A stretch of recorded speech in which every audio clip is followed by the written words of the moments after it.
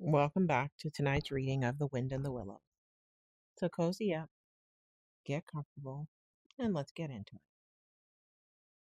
Chapter 8 Toad's Adventures.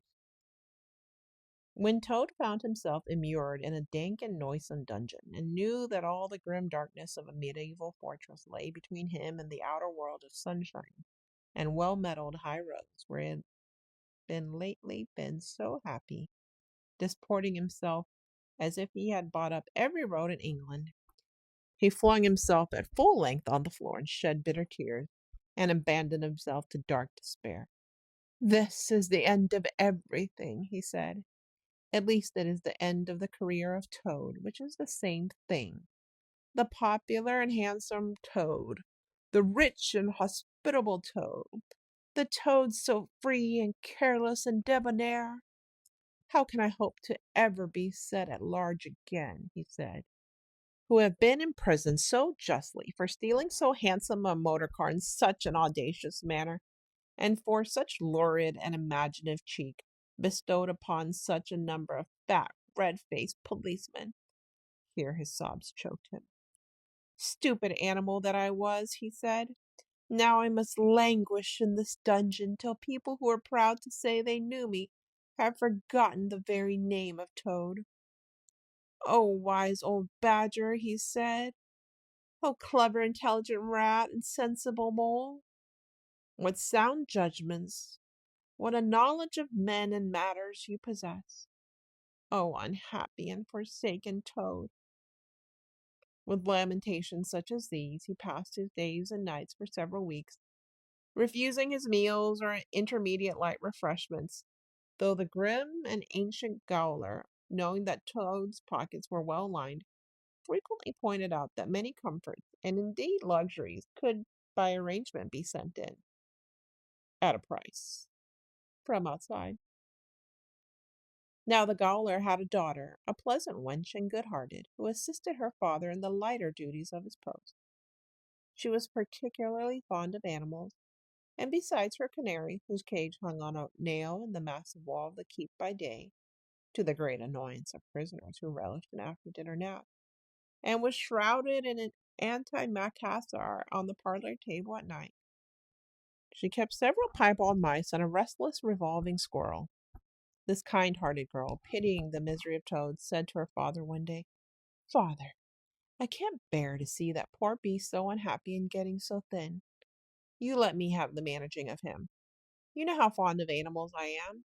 I'll make him eat from my hand and sit up and do all sorts of things." Her father replied that she could do what she liked with him. He was tired of Toad and his sulks and his airs and his meanness.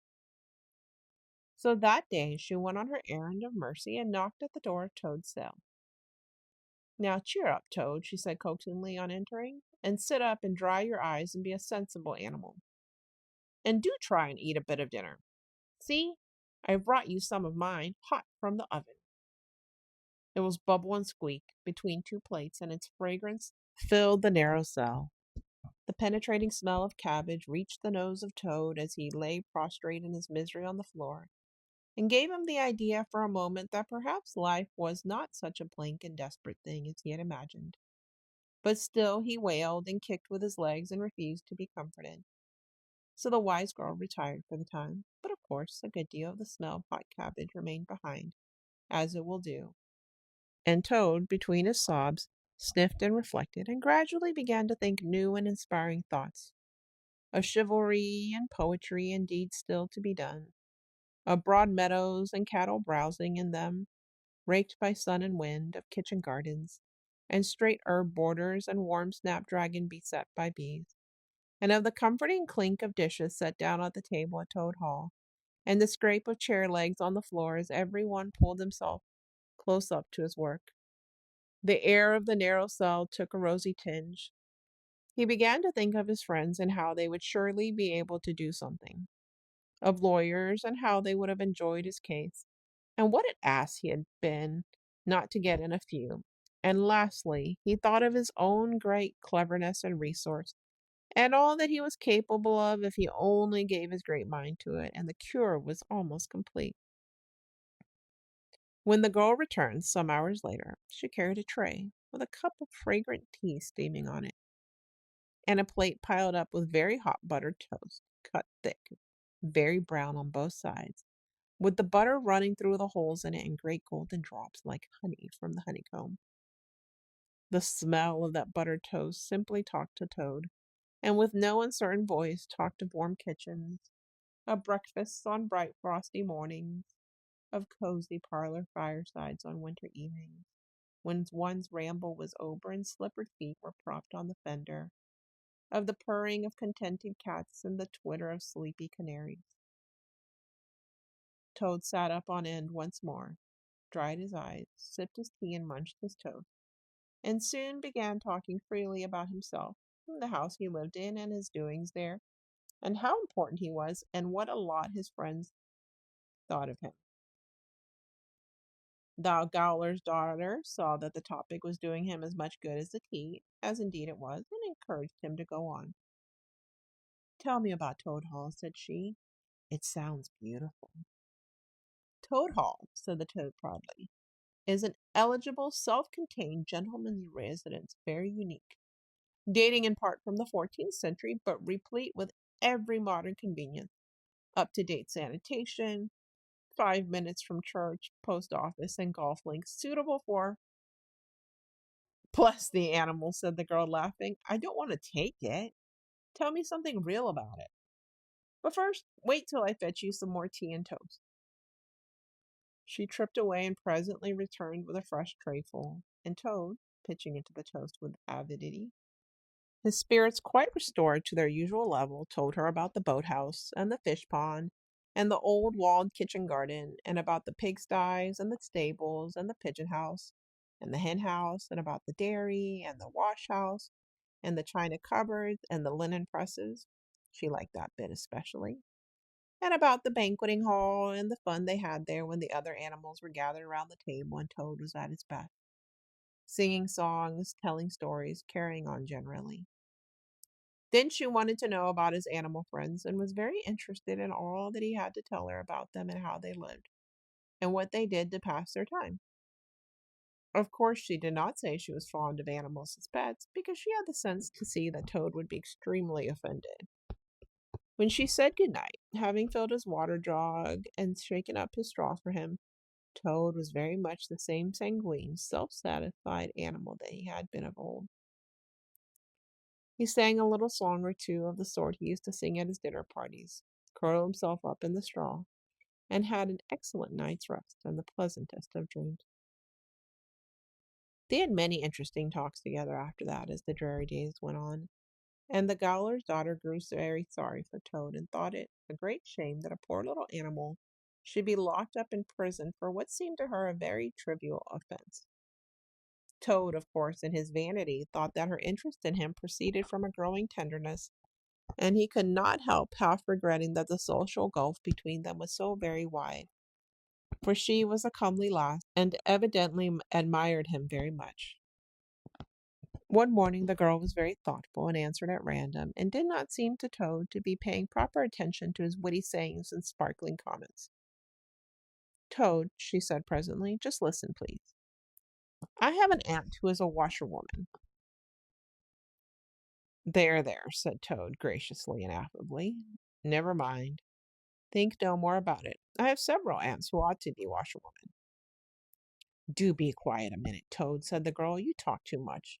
It's your chief fault, and I'm trying to think, and you hurt my head.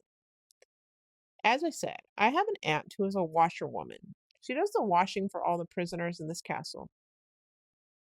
We try to keep any paying business of that sort in the family, you understand. She takes out the wash on Monday evening and brings it back on Friday evening. This is a Thursday. Now, this is what occurs to me.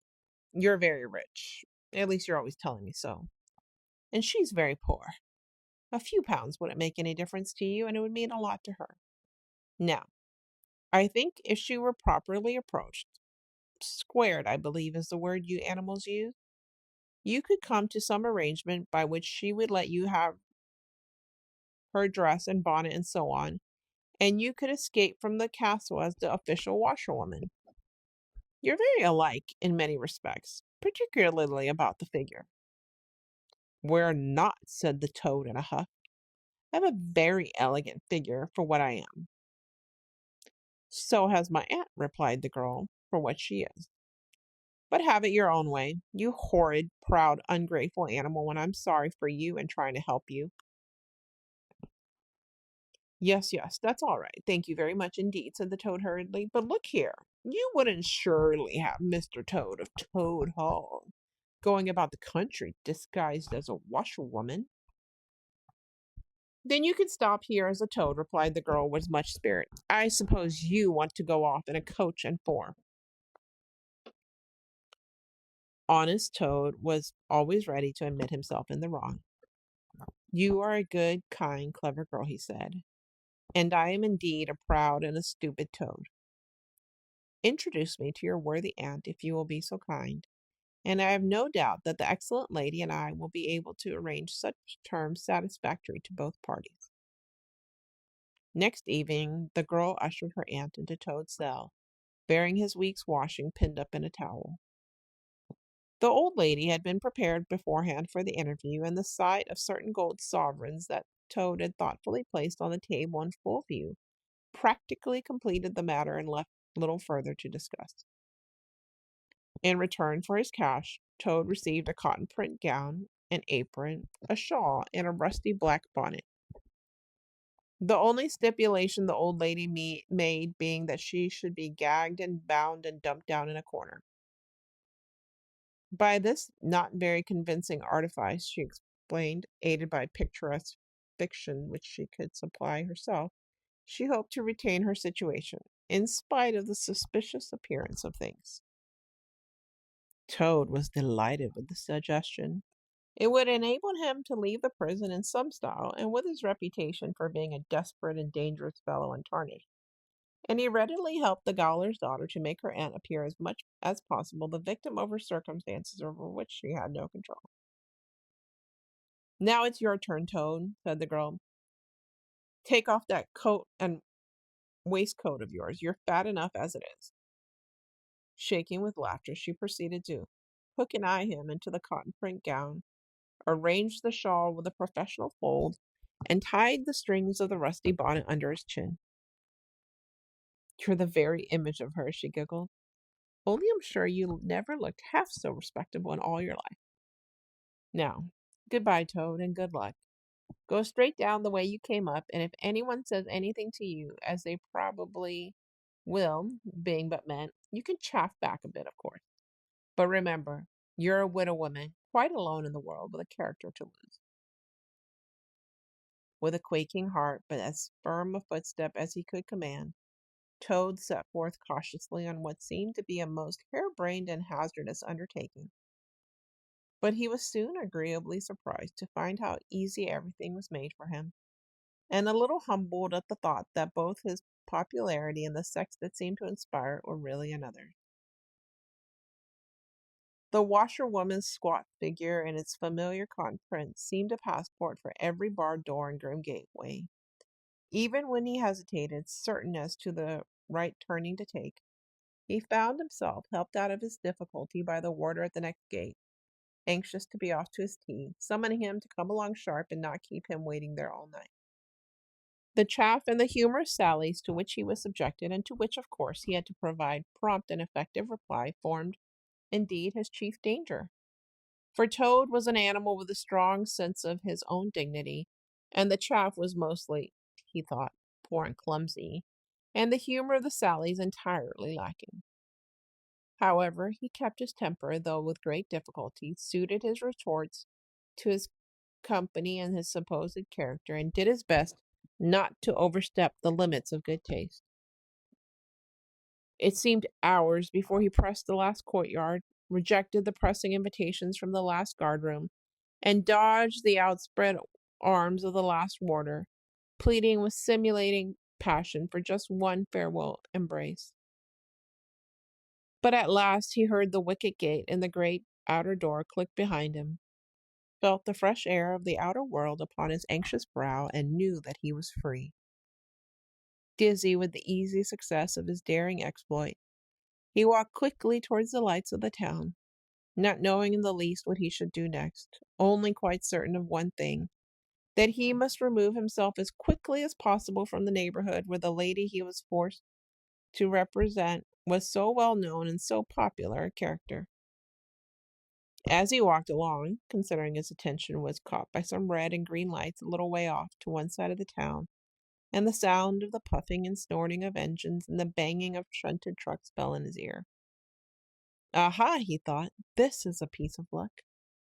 A railway station is the thing I want most in the whole world at this moment. And what's more, I needn't go through the town to get it, and shan't have to support this humiliating character by repartees, which, though thoroughly effective, do not assist one's sense of self-respect.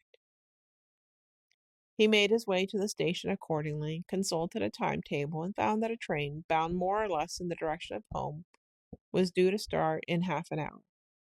More luck, said Toad, his spirits rising rapidly, and went off to the booking office to buy his ticket. He gave the name of the station that he knew to be nearest to the village of which Toad Hall was the principal feature, and mechanically put his fingers in search of the necessary money where his waistcoat pocket should have been. But here the cotton gown which had nobly stood by him so far, and which he had basely forgotten, intervened and frustrated his efforts. In a sort of nightmare, he struggled with the strange, uncanny thing that seemed to hold his hands, turn all muscular strivings to water, and laugh at him all the time, while other travelers, forming up a line behind, waited with impatience, making suggestions of more or less value and comments of more or less stringency and point. At last, somehow, he never rightly understood how, he burst the barriers, attained the goal, arrived at where all waistcoat pockets are eternally situated, and found not only no money, but no pocket to hold it, and no waistcoat to hold the pocket.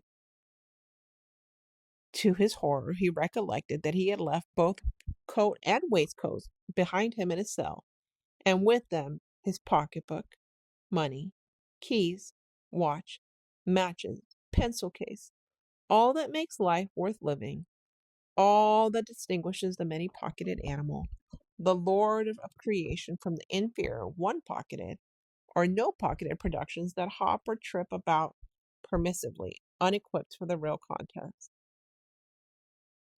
In his misery, he made one desperate effort to carry the thing off, and with a return to his fine old manner, a blend of the squire and the college don, he said, "Look here, I find I've left my purse behind. Just give me that ticket, will you?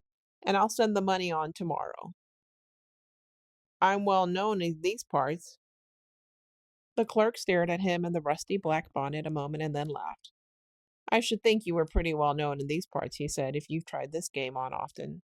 Here, stand away from the window, please, madame. You're obstructing the other passengers." An old gentleman who had been prodding him in the back for some moments here thrust him away, and what was worse, addressed him as his good woman, which angered Toad more than anything that had occurred that evening. Baffled and full of despair, he wandered blindly down the platform where the train was standing, and tears trickled down each side of his nose.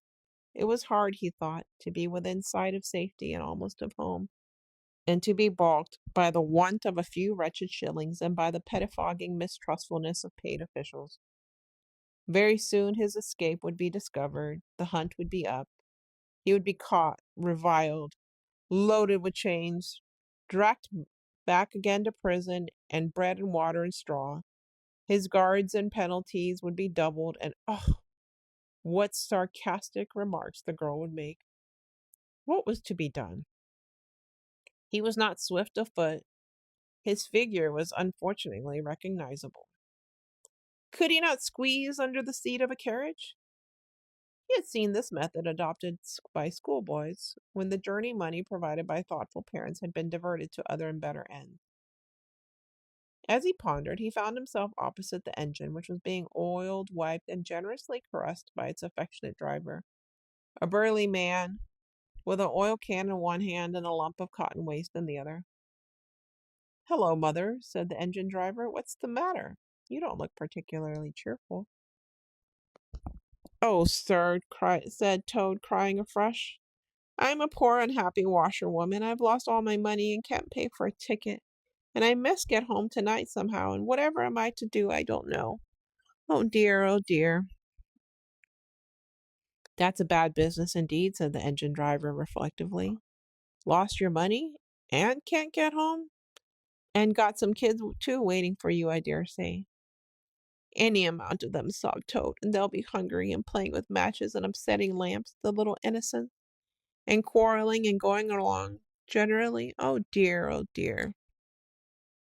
Well, I'll tell you what I'll do, said the good engine driver. You're a washerwoman to your trade, says you. Very well, that's that.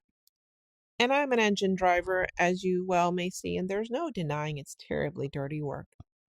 Uses up a power of shirts, it does, till my missus is fair tired of washing of 'em. If you'll wash a few shirts for me when you get home and send 'em along, I'll give you a ride on my engine.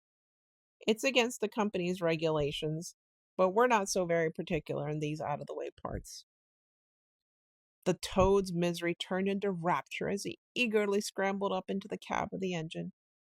Of course, he had never washed a shirt in his life, and couldn't if he tried, and anyhow, he wasn't going to begin, but he thought, when I get safely home to Toad Hall and have money again and pockets to put it in, I will send the engine driver enough to pay for quite a quantity of washing, and that will be the same thing, or better. The guard waved his welcome flag, the engine driver whistled in cheerful response, and the train moved out of the station. As the speed increased and the Toad could see on either side of him real fields and trees and hedges and cows and horses, all flying past him, and as he thought how every minute was bringing him nearer to Toad Hall and sympathetic friends, and money to chink in his pockets, and a soft bed to sleep in, and good things to eat, and praise and admiration at the recital of his adventures and his surpassing cleverness, he began to skip up and down and shout and sing snatches of song to the great astonishment of the engine driver, who had come across washerwomen before at long intervals, but never one at all like this. They had covered many a mile, and Toad was already considering what he would have for supper as soon as he got home when he noticed that the engine driver, with a puzzled expression on his face, was leaning over the side of the engine and listening hard. Then he saw him climb onto the coals and gaze out over the top of the train. Then he returned and said to Toad, "It's very strange. We're the last train running in this direction tonight. Yet I could be sworn that I heard another following us." Toad ceased his frivolous antics at once. He became grave and depressed, and a dull pain in the lower part of his spine, communicating itself to his legs, made him want to sit down and try desperately not to think of all the possibilities. By this time the moon was shining brightly, and the engine driver, standing himself on the coal, could command the view of the line behind them for a long distance. Presently he called out, "I can see it clearly now. It is an engine on our rails, coming along at a great pace. It looks as if we were being pursued." "They are gaining on us fast," cried the engine driver, "and the engine is crowded with the queerest lot of people. Men like ancient warders, waving halberds, policemen in their helmets, waving truncheons, and shabbily dressed men in pot hats, obvious and unmistakable plainclothes detectives, even at this distance, waving revolvers and walking sticks, all waving and all shouting the same thing. Stop, stop, stop." Then Toad fell on his knees among the coals, and raising his clasped paws in supplication, cried, "Save me, only save me, dear kind Mr. Engine Driver, and I will confess everything. I am not the simple washerwoman I seem to be. I have no children waiting for me, innocent or otherwise. I am a Toad, the well-known and popular Mr. Toad, a landed proprietor. I have just escaped, by my great daring and cleverness, from a loathsome dungeon into which my enemies had flung me.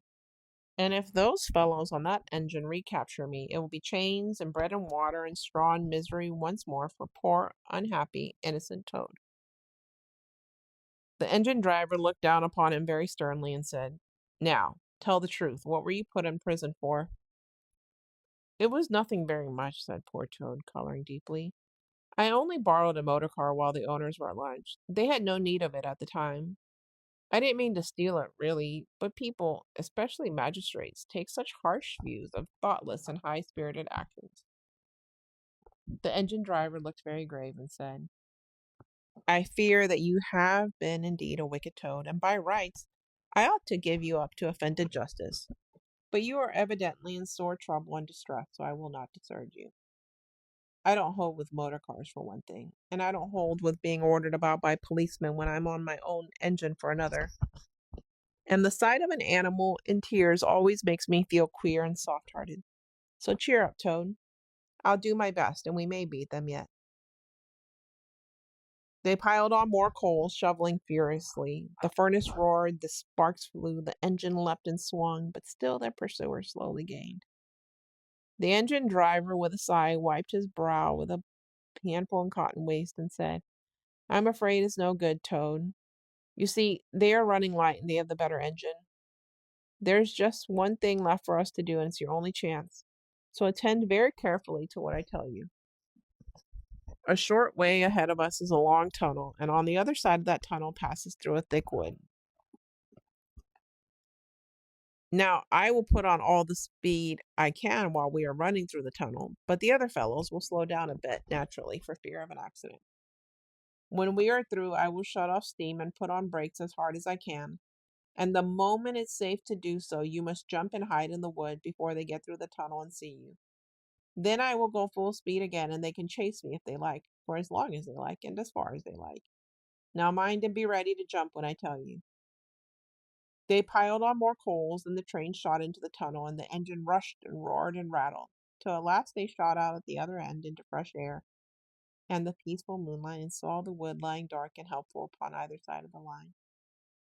The driver shut off steam and put on brakes. The toad got down on the step, and as the train slowed down to almost a walking pace, he heard the driver call out, Now jump! Toad jumped, rolled down a short embankment, picked himself up unhurt, scrambled into the wood, and hid. Peeping out, he saw his train get up speed again and disappear at a great pace. Then out of the tunnel burst the pursuing engine, roaring and whistling, her motley crew waving their various weapons and shouting, Stop, stop, stop! When they were past, the toad had a hearty laugh, for the first time since he was thrown into prison. But he soon stopped laughing when he came to consider that it was now very late and dark and cold, and he was in an unknown wood with no money and no chance of supper, and still far from friends and home in the dead silence of everything. After the roar and rattle of the train was something of a shock. He dared not leave the shelter of the trees, so he struck into the wood, with the idea of leaving the railway as far as possible behind him. After so many weeks within walls, he found the wood strangely and unfriendly and inclined, he thought, to make fun of him. Night jars, sounding their mechanical rattle, made him think that the wood was full of searching warders, closing in on him. An owl, swooping noiselessly towards him, brushed his shoulder with its wing, making him jump with the horrid certainty that it was a hand, then flitted off, moth-like, laughing its low ho, ho, ho, which Toad thought in very poor taste. Once he met a fox who stopped, looked him up and down in a sarcastic sort of way, and said, Hello, washerwoman. Half a pair of socks and a pillowcase short this week. Mind it doesn't occur again, and swaggered off sniggering. Toad looked about for a stone to throw at him, but could not succeed in finding one, which vexed him more than anything. At last, cold and hungry and tired out, he sought the shelter of a hollow tree, where with branches and dead leaves he made himself as comfortable a bed as he could, and slept soundly until the morning. Chapter 9, tomorrow, 9 p.m. Central Standard Time. Hope is knowing that people, like kites, are made to be lifted up. Good night, my little tomato. You are better than enough.